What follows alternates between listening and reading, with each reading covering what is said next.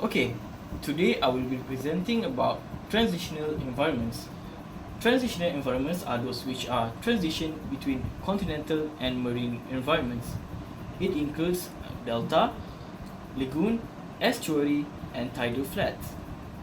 Transitional environments are also called as coastal environments. Okay, next, I will be explaining about delta.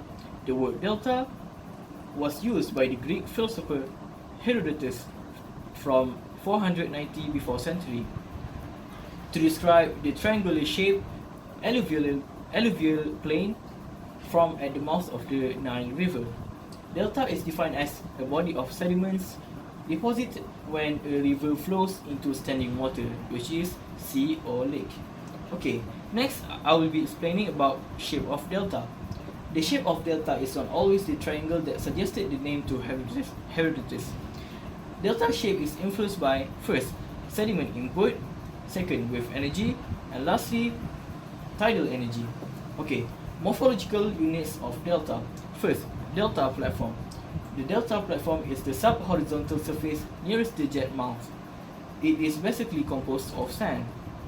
Okay, second, delta slope. The delta platform grades away from the source into delta slope on which finer sands and silts come to rest. It has coarse sand upward and have good porosity and permeability. And lastly, pro-delta.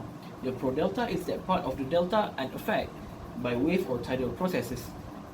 Classically, these three elements termed as 1 bottom set, 2 foreset, 3 top set respectively. Okay, next I will move on to types of delta.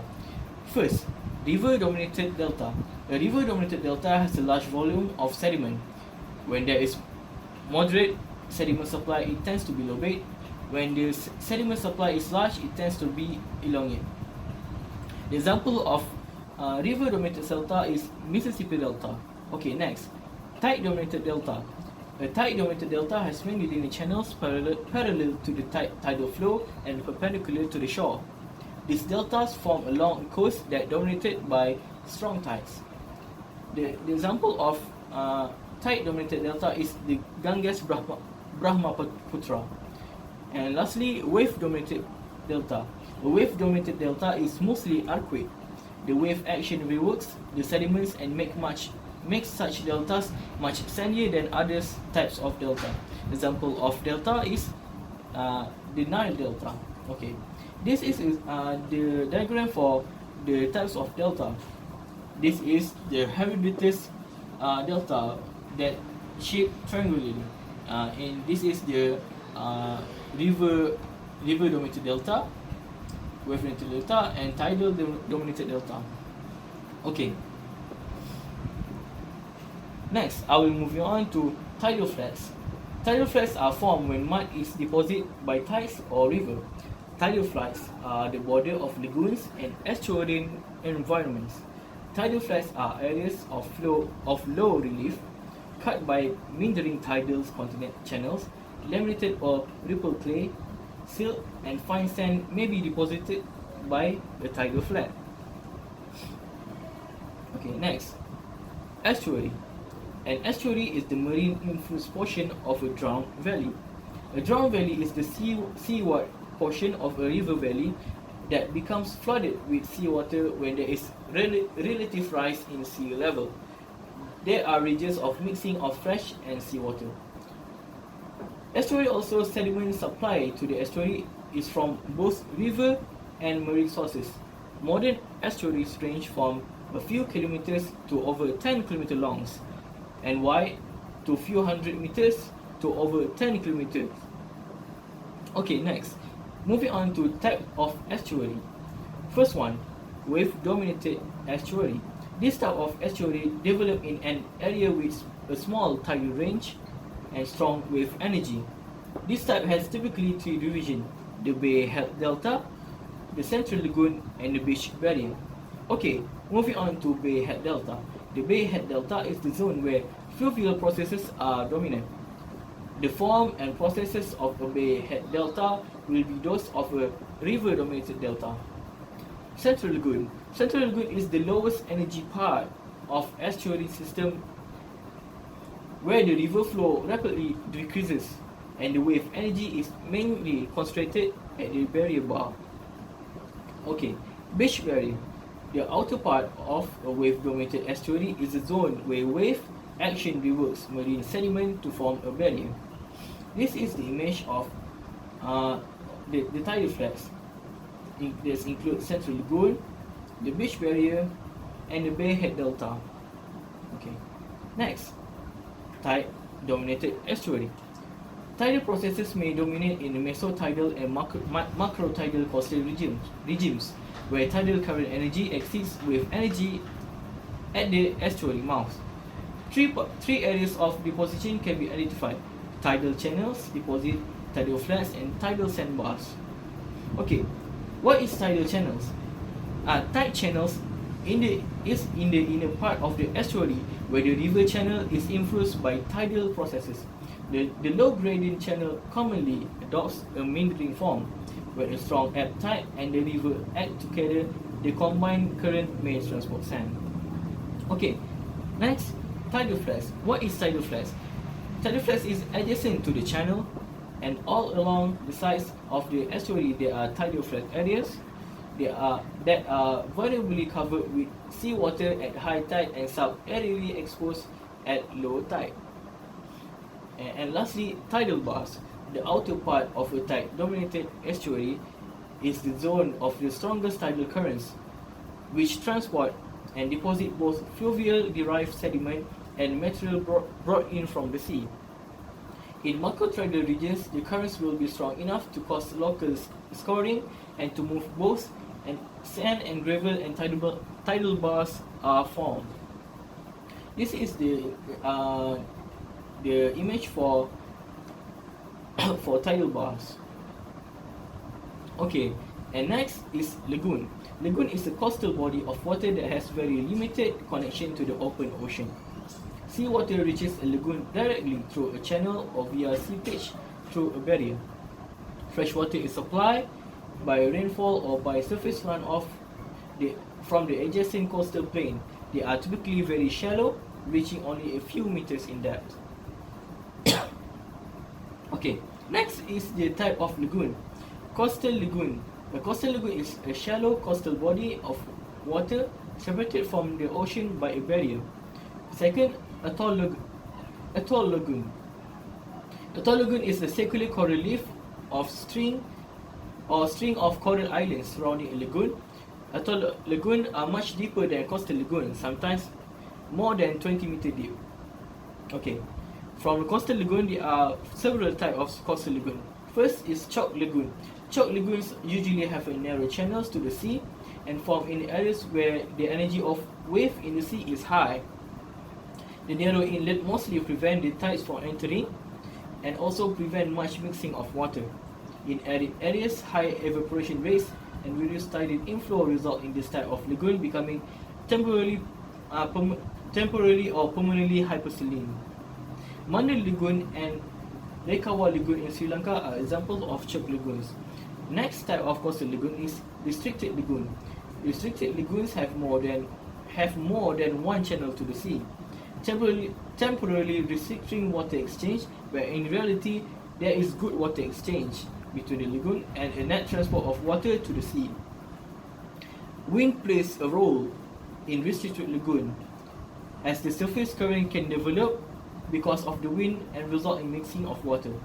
Upper Lagoon in eastern Sri Lanka and Laguna de Terminos, Mexico are examples of restricted lagoons.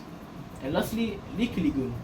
Leaky lagoons have wide channel of the sea, unhindered interchange of water and fast water currents. The Mississippi Sound in USA is example of leaky lagoon. This is the general example of how the lagoon is shaped. This is restricted lagoon, chalk lagoon, and leaky lagoon. And lastly, how to differentiate between estuary and lagoon. Okay, the main difference between lagoons and estuary is the flow dynamics of water bodies. In estuary, the water flow is fast and strong, while in lagoons the water is more shallow and flow sluggishly. That is all. Thank you for listening. Assalamualaikum warahmatullahi wabarakatuh. Hello, my name is Muhammad Shafizuddin from class 2B. So today I would like to share to you about marine environment. Hope you enjoy it.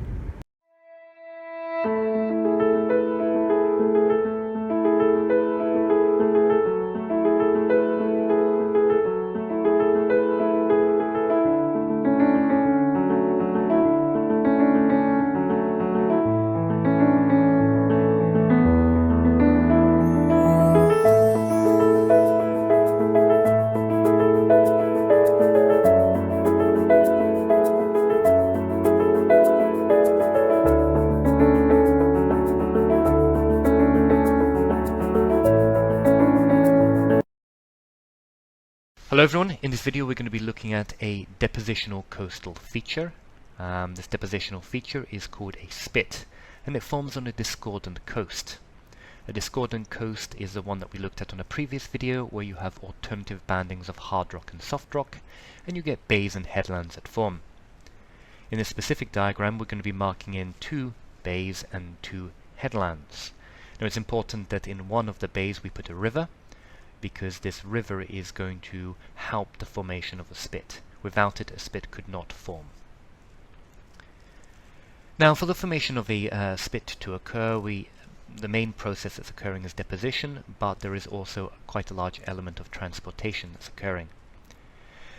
This transportation occurs due to the prevailing wind, which you can see that I'm marking in on the left-hand side of the diagram.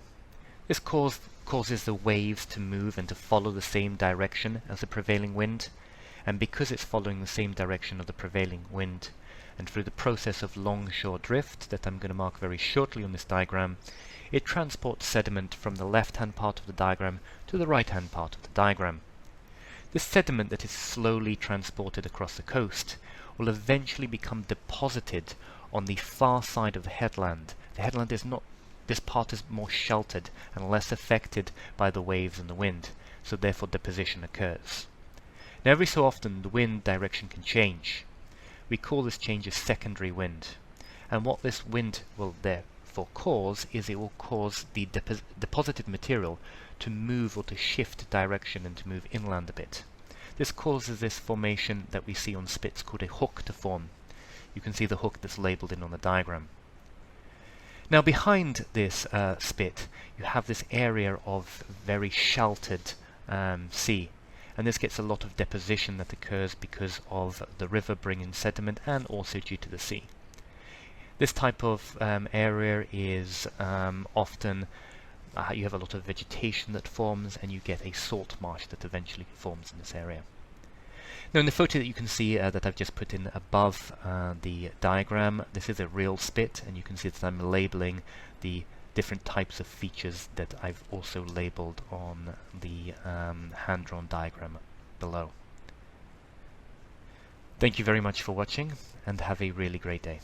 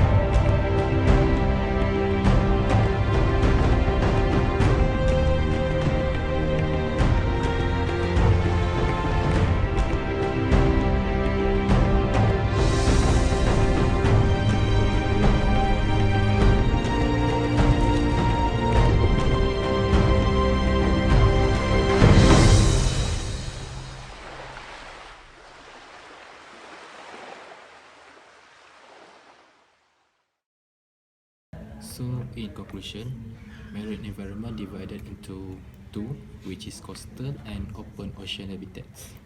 So for coastal consists of intertidal, sandy shores, rocky shores, mud flats, mangrove, estuaries, kelp forests, seagrass meadows, and coral reef. And as for open ocean, there are only two, which is surface water and deep sea. That's all from me. Thank you. Assalamualaikum warahmatullahi wabarakatuh. My name is Aiman. Today, I want to talk about continental environment. Enjoy. Audio Jungle.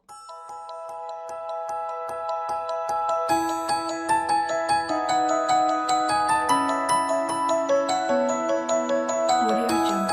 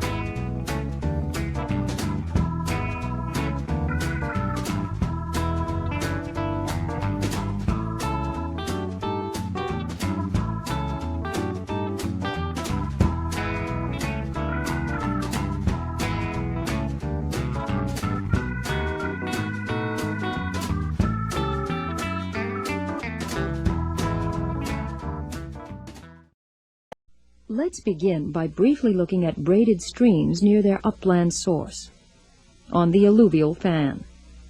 This environment is basically the result of a sudden change in setting. Most often, a fan develops where a stream leaves an upland area and spreads its heavier debris out over more open terrain, creating a cone that builds over time.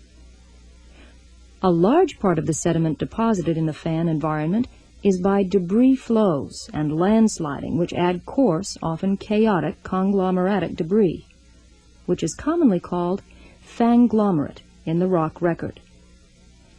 This debris is usually cut by a network of shallow, vein-like channels filled with coarse, cross-bedded sands. And during times of flooding, much of the fan receives a thin, sheet-like cover of finer-grained sand and silt. In general, then, fan material is poorly sorted and of unpredictable porosity and permeability. As a result, alluvial fans have proved to be only of minor importance as petroleum reservoirs. Alluvial fan sediments are very important to diagnose in the subsurface because, by themselves, they often indicate both tectonic setting and a possible range of associated environments that could have produced good reservoir rocks. Audio Jungle. Audio Jungle.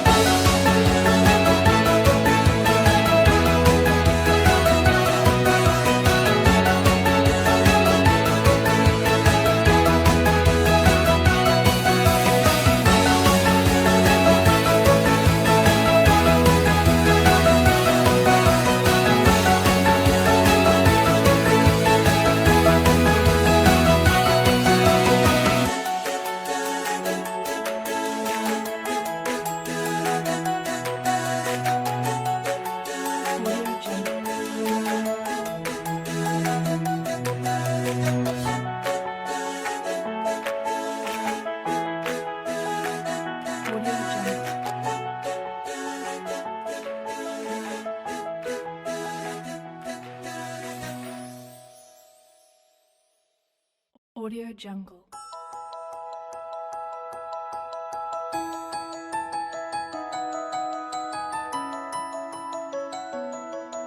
Audio Jungle.